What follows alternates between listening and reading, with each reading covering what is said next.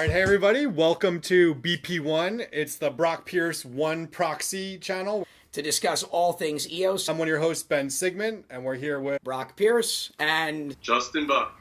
This is a new show, episode 1. We are here to be your stewards to help you know what's going on in the EOS community and make sure that you Brock or rock the vote. The community needs you engaged. Today we're going to be talking about a lot of different topics. So we're going to talk about the proxy, what it means, why we're doing it, and how you could get involved. And we're going to talk about encouraging whales to get voting, or any token holders. Just be out there getting your vote in, why it's important, and how to vote safely. And we're going to talk about the decision-making process of the proxy and what kind of things that are going on in our Telegram channel. I guess we'd like to start out with, I think, a big thank you to the 71 accounts that have already assigned a proxy for some portion of their tokens to us to steward the vote. Considering we haven't promoted this at all, other than creating like a Telegram group, I think we're off to a good start. Yeah. Pretty good start. Yeah, definitely. Thank you to everyone who's decided to vote with us in this effort, and we're really excited about the proxy. We've been having some really great discussions about a bunch of different things, like including which block producers we're voting for and which ones we're not, and the reasons that we're choosing them, and also a referendum, and come up with lists of, reasons that people want to support referendums, and reasons that people don't want to support them. Yeah, the thing that I've found most surprising through this process is I think our little Telegram group has become, of all the groups that I'm a part of, probably the having the highest level discussions around the EOS ecosystem, which was not the intent for this group. I think it was really just to talk about the proxy. But this is like, it's kind of like who's who have all started to show up in this little chat group. I'm assuming once it becomes hundreds and hundreds of people, like most groups, it'll become less useful. But right now, it's kind of the place to be. It's really good. A lot of good block producers in there, and people that are just very active in the community, coming in to chat about the topics that are important to everyone who's involved with EOS.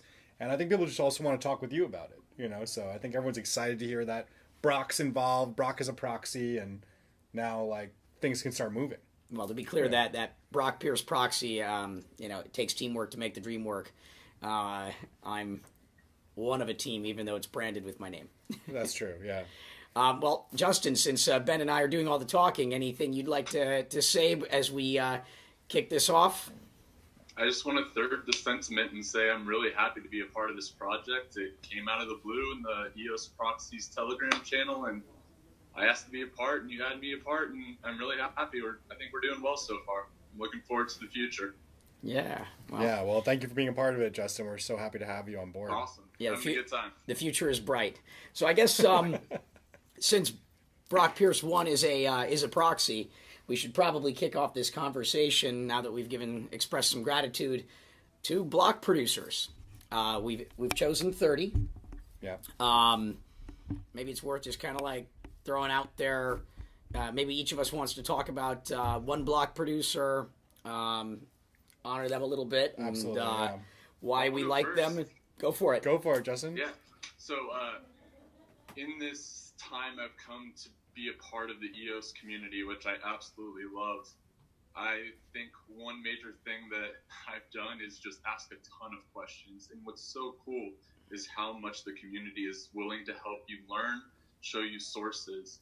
And I'll say, I think EOS Canada and Josh Kaufman, one of their community sponsors, to me has been one of the best mentors for me in the space. And I think everything from their community outreach to their incredibly good technical side and their entrepreneurial spirit with projects like Defuse, I think they're just a top BP in the space. Yeah, and they've been contributing since the beginning. So thank you, EOS Canada. Yeah, thank you, EOS Canada. I know I speak with Josh often, and Josh is really awesome, and Alex and Mark, of course. They have a really great team. If I was going to name any block producer, the first one that comes to my mind is Block Matrix. So Block Matrix is kind of an underdog in EOS. Maybe some people who are watching haven't even heard of Block Matrix, but Block Matrix is a really excellent technical team. Pete from Block Matrix runs about 90% of the API traffic on EOS through his proxy. And he has a proxy that balances based on where you are in the world and what requests you're making to the block producers. So he's running like such an amazing service for people to use. Like we're using it at Sense now, and I recommend every app to use that as their API node to communicate with the network. API nodes are critical for applications to be able to work because that's the only way the applications can talk to the blockchain. And what Pete created is just massive, and it's amazing that he's as low in the ranking as he is with the level of contribution. Well, it is. We just come out of the Chinese New Year, and so I feel it's important to focus on a Chinese block producer in this case, and I think the one that I'm going to highlight is EOS Canon. Yeah. Just because of the fact that they're really a community-based project. They've been, aggregating all of the Chinese community, putting together the separate groups. Love Larry and everybody over there. And so I want to just kind of give a shout out to the Chinese and, thank them for the wonderful contributions they've been making and Happy New Year. To the EOS community and wish not just EOS Canon, but, everyone in the EOS ecosystem that resonates with China. Happy Year of the Pig. Yes. And, yeah, what a wonderful thing. So maybe it's worth taking just a couple of seconds on, criteria as well. What is our process? We're not like, we're not just kind of like randomly picking names out of a hat. Yeah, this isn't just people that we like. And we like you, we don't like you. That's how you get a vote. And yeah, there's a lot of block producers that, we're friends with that are not on this list. That's true. And just because you're not on the list doesn't mean we don't love you. That's totally true. We're limited to 30. Yeah. and yeah, we have some interesting criteria. I mean, you'll notice that I don't think we have anyone in the top 7. Yeah, I don't know if we do. Yeah, I don't think we do. And the top 7 don't need us, right? If anything, there's part of me that says we shouldn't even be picking anyone in the top 21. Yeah, maybe. Because some of the value that we can provide is in pointing out the, less obvious. And thank you, Block Matrix, for all that you're doing. Because that's one of the things that we can do. One of the problems we have today is it's a lot of work to pick 30 block producers. Most a lot of work, yeah. participants and EOS token holders, couldn't recite 30 block producers. And to pick 30 block producers requires actually doing some diligence. I mean, you have to really look at the top 60, at least to be able to, and then it's pick half. I mean, you could almost throw darts at a board. Yeah. And we actually spend time, all of us are very active in the ecosystem looking at all of the block producers, and it's a lot of work, which is why we're doing this, because, this is the value of a proxy. Most of us don't have the time to understand who the top 100 block producers are, figure out who are the best of the top 100 or the ones that, should be voted for, and the maintaining of it. Just because someone's a great block producer today doesn't mean they're going to be a great block producer tomorrow. This is an ongoing task. This is not a set up a server and run it once and then just check on it every now and then type of job. Yeah, this isn't proof of work and plug in a GPU or an ASIC and in your garage. Yeah. This requires active management. Yeah. These are super nodes. That's one piece of our criteria, right? Is response time. That's very important. I think, in fact, you quoted Dan Larimer in the past that said any VP should be able to answer a call within 15 24/7, 15-minute response times. Yeah, I mean, I think that's like a pretty reasonable expectation. I mean, even within an hour, but to be reachable, to have a way for people to contact you, to make that really clear, especially other block producers. I would say that's a really good top criteria. But also, like Brock was saying, it's not just about being reachable or running a server. It's about looking to continuously improve the network. It's that Kaizen idea that I know you love to talk about, right? Like the continuous improvement of ourselves and also whatever we're working on, whatever we're doing. And so we really want to support block producers that are being an active participant in everything that's happening at EOS, whether it's with community stuff or technology or both, but hopefully everything. I mean, I think the top block producers that I can think of really do it all. They're helping to support people, they're supporting developers and applications, and they're also doing community events and helping out people who are just trying to figure out what's this EOS thing. Yeah, and I guess it's worth noting, even if we haven't chosen you in this initial list of 30, just the block producers are unsung heroes. They are doing so much work to support the EOS ecosystem, and and most of them are doing it at a loss. I mean, this is not, they are not being, adequately rewarded, certainly with the EOS price where it is. I imagine most block producers are losing money. No, it's true. There was a poll that was done. Who did that poll, Justin? Do you remember who did that poll? I don't know that I saw it. Was it on Twitter or? No, there was a poll that someone did where they asked block producers, at what price are you profitable? At what price are you firing people? At what price are you shutting down? And it was $4 was the break-even price on average for most block producers. Some block producers might have higher costs, depending on where their servers are and what quality of servers they have. I think another block producer from our list that we should talk about right now is Greymass. The Greymass has just been so helpful from day one. They're Steemit witnesses. So they already have experience running, this type of software in this type of environment because the equivalent of a block producer on the Steam blockchain is a witness.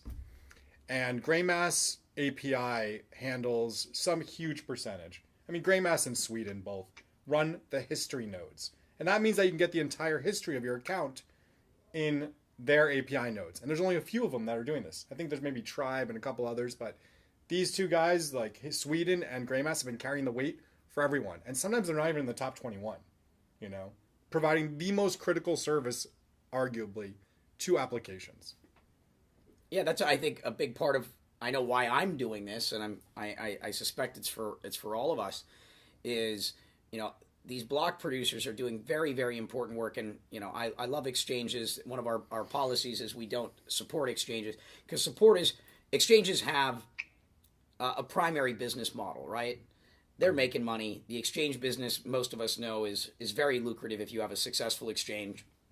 And one of my fears, one of my concerns are these really strong, amazing contributors from the communities where their entire silo is to be a block producer. And where those block producers reside in the ranking determines their income and determines their viability. And, I think a big part of why I'm doing this is to make sure that the block producers are getting the support they need from the community. Mm-hmm. It's very hard for the community to do the work. And so we're hoping to do that work on behalf of the community.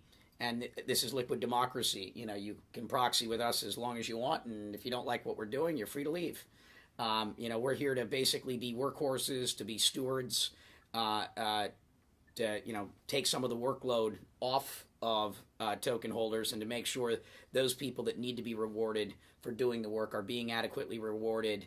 And I don't think there's any business model for a proxy. There's zero business model for proxies. Proxies are doing a lot of work to help voters with a way to vote really easily on a huge variety of different things they're going to be voting on in EOS without having to spend the time and energy to research everything. Basically you can pick someone who you trust to vote with them. And if you want to pull your votes from them and switch to another one, you can. And you don't lose any tokens. It doesn't cost you anything. And the proxy doesn't gain anything from that except for more weight in the decisions that they're making. And I think one thing that's really good about our proxy, the Brock Pierce one proxy. And again, it's ours. It's got my name on it, but that doesn't mean it's mine. This is the three of us are the core of the Brock Pierce proxy, and we are collectively making decisions. And I think we're collectively making decisions with a much bigger hour. Like all of the people who are on our Telegram, thank you for being there, and please look us up and join if you want to be part of the conversation, because we want to take into consideration everyone's opinions when we make choices on things like referendum. Yeah, and this isn't even just the three of us. We're just a vehicle by which the community can communicate, articulate their wishes, and our job is to be stewards to help collect that knowledge, process that knowledge, and produce results to support the overall network.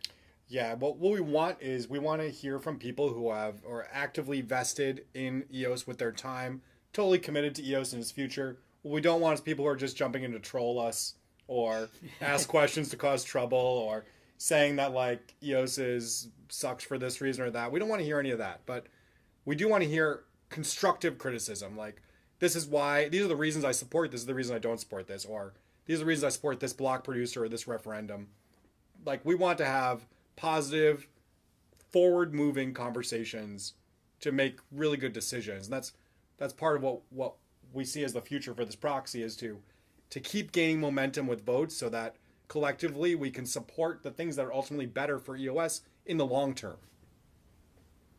Right, yeah, and I'll second that completely. I think to your sentiment about the quality of conversation, if you're there to just nitpick something because you just aren't going to agree with it, then you know what? Go vote for it. That's amazing. We have referendum tools now. You can go vote. And if you really believe in that project enough and you want to see it go in another direction, build a proposal and put it up to referendum. That would be great. We would love to see more thoughtful referendums go up for people to put their voice to. Yeah, so I think we could talk for hours and hours and hours about this, and hopefully this is the first episode of many, because this is intended to be an ongoing dialogue, both through this channel as well as the Telegram channel and any others that get created over time. But a couple of things, as I've started talking to EOS token holders, I'm finding out a lot of them are not voting. Yeah. Which is clear when you take a look at how many people are voting for block producers and how many people are voting on referenda, and the challenge of getting to 15% votes for referenda. This is a big issue, and what I heard from a number of token holders, which I found a little surprising because we didn't just launch. We're now 7 months or so in. Is that there's still a lot of token holders that are worried about their tokens being secure, not sure what to do. Well, and everybody, I'm sure, is very busy. And so it's just been a low priority. And so, why are token holders, and specifically whales, not staking? Why are they not participating? And what sort of advice or resources can we point them to so that we get more community engagement? This is a community. This is an open source community, and it requires community engagement, community involvement. And I think one of the most important things that we as a community need to be doing is encouraging greater community participation. And that starts with voting. And that means either vote directly as you see fit, or proxy that vote. But we need more community engagement if we want EOS to continue to do the things that it can and should be doing. At this state, the network is not going to progress in the way that it needs to. We can't pass referenda until we have more community participation. Yeah, I mean, I totally understand that not everyone is a Tal Muskal, okay? Tal Muskal is the CTO of Liquid EOS, and he's... Lots of love for them, too. Yeah, we're also voting for them, but, he has an offline wallet that he runs on a Raspberry Pi that connects with a special serial cable to his computer so he can do offline transaction signing. Not everyone has that, but obviously people are worried about, will my tokens be safe? Can I use my tokens to vote? It seems like more of a risk than a reward because I don't directly gain from voting. I've heard people say this. And I think that in the beginning of the chain, totally reasonable concern because we had no wallets, nothing had been audited, no one had voted. What if all the tokens got stolen? What if we had a DAO situation? But now we're a couple months down the line, and there's definitely some really great ways to vote. And actually, we're planning to do a write-up about this on Medium or Steemit, I think, in the next few days or weeks. So, let's give that advice now. Yeah, we'll give a little bit of the advice now.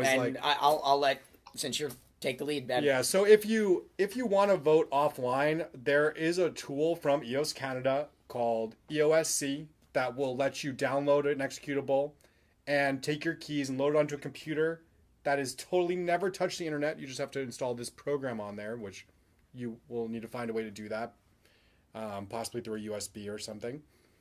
And you can load your key into this application and create a transaction and then install that same program on a computer that's online, and you just take that transaction and paste it in and run it. And you can have someone help you with this if you want to.